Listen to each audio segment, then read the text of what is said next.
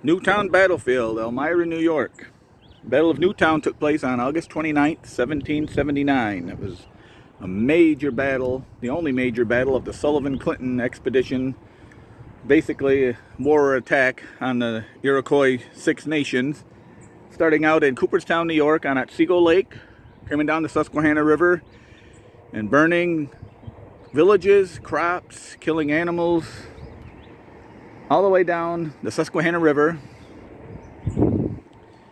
until they met resistance here from Joseph Brant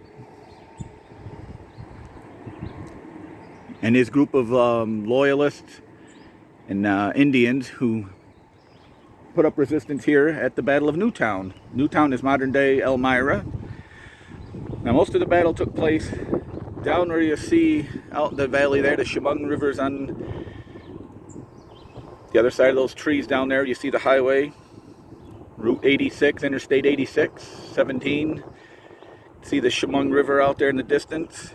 Most of the battle took place down in that area there along the river. Joseph Brant has his brigade and his men down there near an island that is out on the river. But a lot of the battle did take place up here. There were fortifications put in, and the men fought against one another here. Hand-to-hand combat was close in these woods.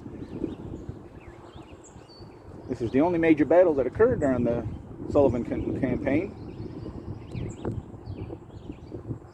After this, they proceeded to the Finger Lakes region, destroying more than 40 Seneca and Cayuga villages and burning vast quantities of crops as they went along. It was getting toward the harvest time. Of course, it was the end of August. Thousands of Seneca and Cayuga refugees sought relief at British-held Fort Niagara. Refugees there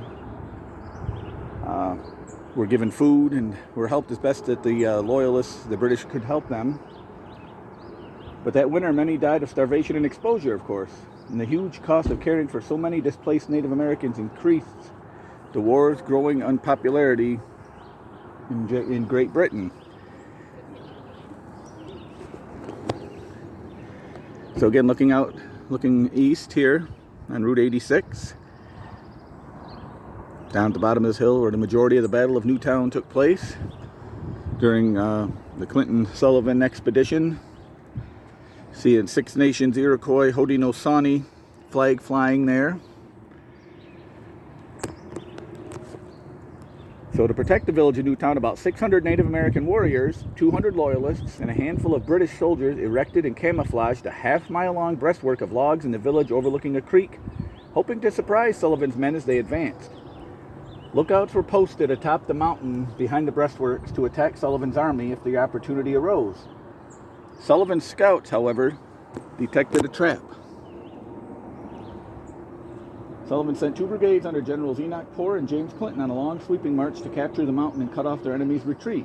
Poor's men rushed to the summit, fired, and scattered the lookouts. Meanwhile, Sullivan's artillery and the threat of encirclement caused the loyalists and warriors to abandon the breastwork and withdraw to the mountain. So somewhere below the summit, they collided with the left wing of Poor's brigade in the battle's fiercest fighting. A running fight ensued, and for more than a mile along the mountain as loyalists and Native Americans made their escape.